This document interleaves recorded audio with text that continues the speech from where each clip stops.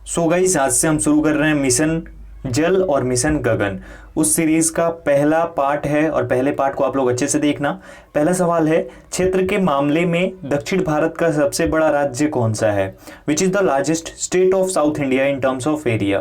तेलंगाना, कर्नाटका, तमिलनाडु और Andhra Pradesh. Correct answer option number B हो जाएगा, यानी कि कर्नाटका।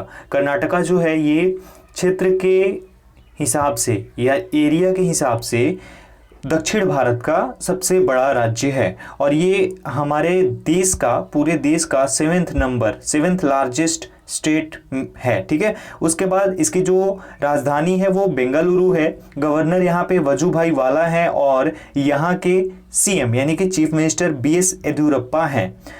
और अगर बात करें हम फर्स्ट नंबर पे कौन है इन टर्म्स ऑफ एरिया, कौन सा स्टेट है, तो वो है राजस्थान। राजस्थान पहले नंबर पर है एरिया के हिसाब से। ओके, नेक्स्ट क्वेश्चन, भारत के राष्ट्रपति बनने से पूर्व रामनाथ कोविंद ने किस राज्य में राज्यपाल के रूप में सेवा की थी?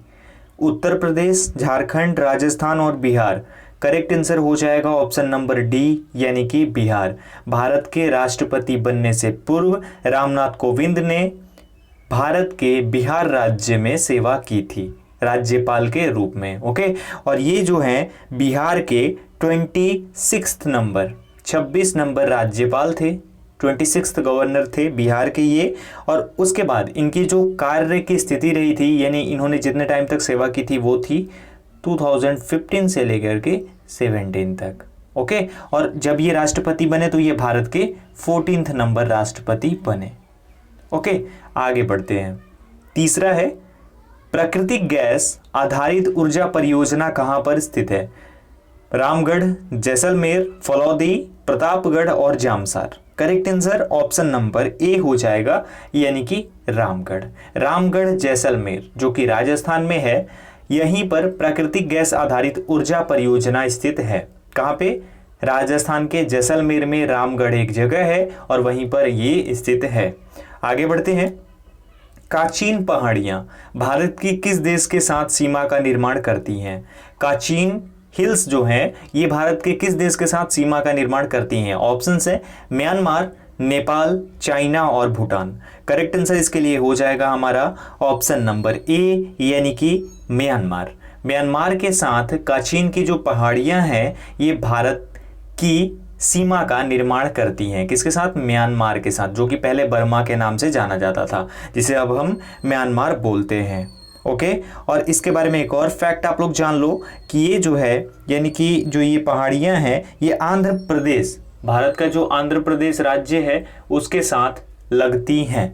ओके, चलो next question, 5th number, Bharat भूमध्य रेखा के उत्तर में किस अक्षांश के बीच में स्थित है?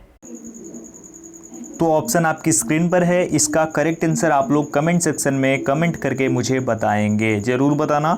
आगे बढ़ते हैं। 6 नंबर क्वेश्चन, भारत में अधिकतर किस प्रकार के वन पाए जाते हैं? सवाना व मरुस्थलीय वनस्पति, भूमध्य रेखीय सदाबहार, उष्णकटिबंधीय वर्षा वन और उष्णकटिबंधीय पर्णपाती वन। करेक्ट आंसर हो जाएगा ऑप्शन नंबर डी, यानी कि उष्णकटिबंधीय पर्णपाती वन जो है ये भारत में अधिकतर पाए जाते हैं, यानी कि अधिकतर पाए जाते हैं, आमतौर पर पाए जाते हैं। किस प्रकार के? उष्णकटिबंधीय पर्णपाती वन। अब मैं आपसे यहाँ अगर पूछ लूँ कि ये जो उष्णकटिबंधीय पर्णपाती वन है ये भारत में सबसे अधिक कहाँ पे पाए जाते हैं, तो आप लोग जवाब दे पाओगे? अगर दे पाओगे तो कमेंट सेक्शन में ज़रूर देना। ये सवाल मैं कई बार करवा चुका हूँ। ठीक है, आगे बढ़ते हैं।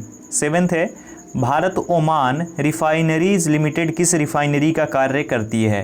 Bharat Oman refineries limited operates which refinery? Bina refinery, Haldia refinery, Numaligarh refinery और बोंगाईगांव रिफाइनरी। करेक्ट आंसर इसके लिए हो जाएगा हमारा ऑप्शन नंबर ए, यानी कि Bina refinery. Bharat Oman refinery limited जो है ये वीना रिफाइनरी का काम करती है, जिसे हम BORL के नाम से भी जानते हैं। BORL means Bharat Oman refineries limited, और ये बिना रिफाइनरी का कार्य करती है। ओके, आगे बढ़ते हैं नेक्स्ट क्वेश्चन की ओर, लेकिन इससे पहले हम लोग की ये जो बीना है, बीना ये मध्य प्रदेश एमपी में है और ये 1990 के दशक में इसे स्थापित किया गया था। आगे बढ़ते हैं। भारचुक्की प्रपात भारत के किस राज्य में स्थित है? Andhra Pradesh, Telangana, Tamil Nadu and Karnataka. Correct answer इसके लिए हमारा हो जाएगा ऑप्शन नंबर डी, यानी कि कर्नाटक। भारचुक्की प्रपात जो है ये भारत के कर्नाटक राज्य में स्थित है। इसके बारे में पहले सवाल में ही सब फैक्ट को मैंने क्लियर करा था, जो पहला सवाल था, तो अगर आपने नहीं देखा है देख लेना ध्यान से। अगला 9th नंबर है, भारत का सबसे बड़ा नमक उत्पादक राज्य है? गुजरात, तमिलनाडु, उड़ीसा और राजस्थान। करेक्ट आंसर हो जाएगा ऑप्शन नंबर ए, यानी कि गुजरात। गुजरात जो हमारा है ये भारत का सबसे बड़ा नमक उत्पादक राज्य है। ठीक है, इंडिया का लार्जेस्ट सॉल्ट प्रोड्यूसिंग स्टेट है। लगभग 71% ऑफ सॉल्ट जो कि पूरे भारत में होता है, 71% ऑफ ऑल इंडिया, या फिर ये बोले कि पूरी कंट्री का 71% जो नमक है वो गुजरात से उत्पादित किया जाता है, और बाकी उसके बाद राजस्थान से 17% और तमिलनाडु से 11%, उसके बाद ही किसी का नंबर आता है। तो समझ लो गुजरात कितना आगे है। आगे बढ़ते हैं। 10th नंबर, निम्न में से किस बायोम में पेड़ नहीं है? टैगा, सवाना, टुंड्रा और चपरल।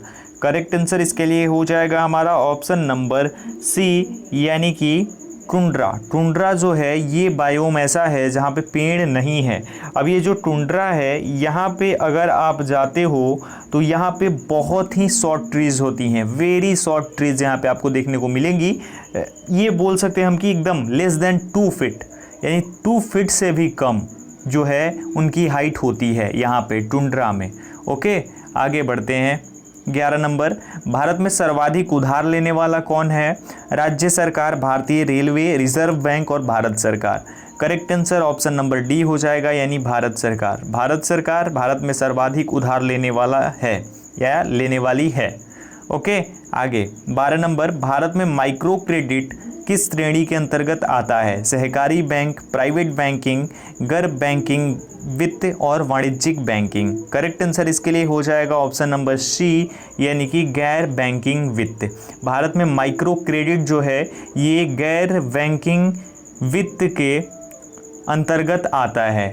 क्या है? Micro credit in India falls under non banking finance category, ये चीज़ याद कर लेना। ओके, नेक्स्ट है 13 नंबर, आरबीआई की नोट छपाई कहाँ होती है? देवास, मैसूर, चेन्नई और नासिक। करेक्ट आंसर इसके लिए 2 हो जाएगा। दोनों ऑप्शन एक ही क्वेश्चन में आपको मिल गए हैं, और वो 2 ऑप्शंस हैं, पहला तो ये देवास पहला हो गया और नासिक दूसरा हो गया। अब समझ लो इस चीज़ को कि जो ये देवास है ये कहाँ पे है? ये है मध्य प्रदेश में, एमपी में। एंड ये जो है यानी कि नासिक आपको पता है ये महाराष्ट्र में है। तो ये एक महाराष्ट्र में नासिक में और एक मध्य प्रदेश एमपी में देवास में जो है आरबीआई की नोट छपाई होती है। इन 2 जगहों पे होती है। यहाँ पे तो दोनों ऑप्शंस हैं, आपके एग्ज़ाम में कोई एक ही आपको देखने को मिलेगा अगर सवाल ये पूछा जाता है तो। ओके, चलो नेक्स्ट, निम्न में से कौन सा भारत में आर्थिक खुफिया परिषद की अध्यक्षता करते हैं? गवर्नर, प्रधानमंत्री, उपराष्ट्रपति और वित्त मंत्री। करेक्ट आंसर हो जाएगा इसके लिए ऑप्शन नंबर डी, यानी कि वित्त मंत्री। भारत के जो वित्त मंत्री होंगे वही आर्थिक खुफिया परिषद की अध्यक्षता करेंगे। ठीक है, जिसे हम इंग्लिश में बोलते हैं इकोनॉमिक इंटेलिजेंस काउंसिल। इसकी अध्यक्षता यानी कि प्रेसिडाइज जो करते हैं वो होते हैं हमारे फाइनेंस मिनिस्टर। अभी वर्तमान में निर्मला सीतारमण भारत की फाइनेंस मिनिस्टर हैं। फाइनेंस मिनिस्ट्री को उन्होंने ही संभाल रखा है। आगे 15 नंबर, भारत में औद्योगिक लाइसेंसिंग आखिरकार कब खत्म की गई थी? When was industrial licensing finally abolished in India? 1975, 1980, 1986 और 1991। Correct answer option number D होगा, यानी कि 1991 में भारत में औद्योगिक लाइसेंसिंग जो है वो आखिरकार ख़त्म हो गई थी। The industrial licensing was finally abolished in 1991 in India. तो भारत में याद रखना 1991 में एबॉलिश्ड हुई थी, यानी कि ख़त्म हुई थी। तो ये आज के 15 क्वेश्चंस थे। आई होप कि आप लोगों को पसंद आए होंगे। वीडियो अगर अच्छा लगा हो तो वीडियो को लाइक कर देना, शेयर करना अपने दोस्तों के साथ, और चैनल पे नए हो तो चैनल को सब्सक्राइब जरूर कर देना। इस वीडियो में इतना ही, मिलता हूँ एक और वीडियो के साथ, तब तक अपना ख्याल रखिए। Thank you so much guys.